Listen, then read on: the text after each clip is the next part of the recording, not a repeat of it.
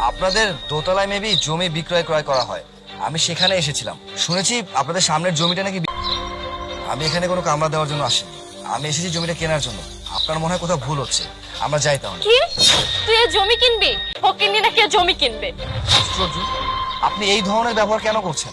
দেখুন আমরা জমিটা কিনতে এসেছি, আপনার দেখানোর দায়িত্ব হলে আপনি দেখাবেন। বলছে উনি নাকি এই জমিটা কিনবে। কি তুমি বলনি এই জমির দাম কত? ওরা জানে না এই জমির দাম কত? এই তোরা কি দিবা স্বপ্ন দেখ? এখানে 2 বিঘা জমি আছে 20 কোটি টাকা, যার জীবনে তোরা কল্পনায় কেন স্বপ্নও দেখোস নাই। দেখুন আপনারা কিন্তু এবার বড্ড বেশি খারাপ। জমি দেখাবেন, ক্লায়েন্ট জমি কিনবে কি কিনবে না সেটা ক্লায়েন্টের ব্যাপার, আপনারা আপনার দায়িত্বটা পালন করুন। আমি খুব ভালো করে জানি কোন ক্লায়েন্টকে আমার জমি দেখাতে হবে, কোন দিন আমার ক্লায়েন্ট মানতে হবে। এই মেয়ে, তুমি এরকম বাজে ব্যবহার কেন করছো?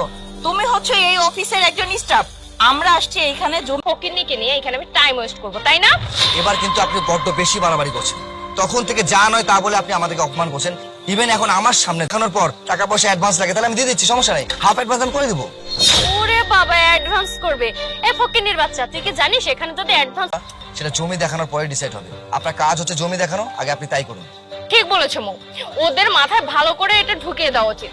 আর এইখানে যদি আর একটু ঝামেলা করিস, আমি পুলিশ ডেকে 2টাকে সুন্দর মতো তুলে দেবো পুলিশের হাতে। আসসালামু আলাইকুম স্যার।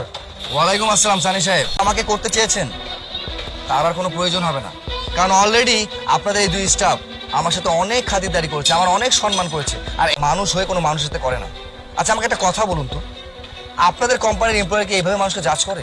কে লুঙ্গি পরে এসেছে, কে শার্ট পরে এসেছে, কে শাড়ি পরে এসেছে, স্টাফ আমার সাথে যে ধরনের ব্যবহার করেছে, আমাকে যা নয় তা বলে অপমান করছে, কোন রাইটসে তারা এই কাজটা করছে আমাকে একটু বলবেন? স্যার আপনি এই জমিটা কিনতে চান তো চলো। এমপ্লয়ি কাজ করে, সেখানে জমি কেনার কোনো প্রশ্নে ওঠে না।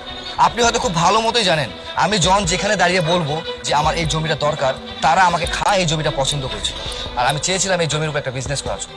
বাট আপনাদের 2 স্টাফের কারণে আমার সেই ইচ্ছাটা অলরেডি মরে গেছে, আমি আর আপনাদের এই জমিটা কিনছি না। এই চুপ করো, তোমাদের মাথা ঠিক আছে? হ্যাঁ, তুমি চেনো উনিকে? উনি হচ্ছে জেএন গ্রুপের মালিক। হাজারকে আপনি ক্ষমা করে দিন, ওরা বুঝতে পারেনি, ওরা চিনতে পারেনি স্যার আপনি কে। স্যার আসুন না, আমি আপনার সাথে জমির ডিলটা করি। ঠিক আছে সাইন সাহেব, আর আপনাদেরকে একটা কথা বলি শুনুন, সব সময় মানুষকে জানোয়ারের মতো ট্রিট করবেন না। মানুষ হচ্ছে সৃষ্টির সেরা জীব, তাদের সাথে কিভাবে পর্যন্ত মনে হয় সেই জ্ঞানটা চায় না। আশা করছি এরপর থেকে কোনো মানুষের সাথে ট্রিট করতে গেলে তার পোশাক আশাক নয়, সে কতটুকু যোগ্যতা সম্পন্ন, সে কি করতে পারে সেটা দেখে তারপর